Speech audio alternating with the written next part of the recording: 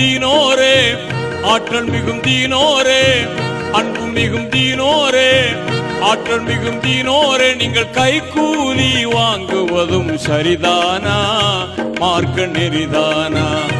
நீங்கள் கைக்கூலி வாங்குவதும் சரிதானா? மார்க்க நெறிதானா? அன்பு மிகும் தீனோரே, ஆற்றல் மிகும் தீனோரே, கைக்கூலி வாங்குவதும் சரிதானா? மார்க்க நெறிதானா? இது சரிதானா? இது முறைதானா?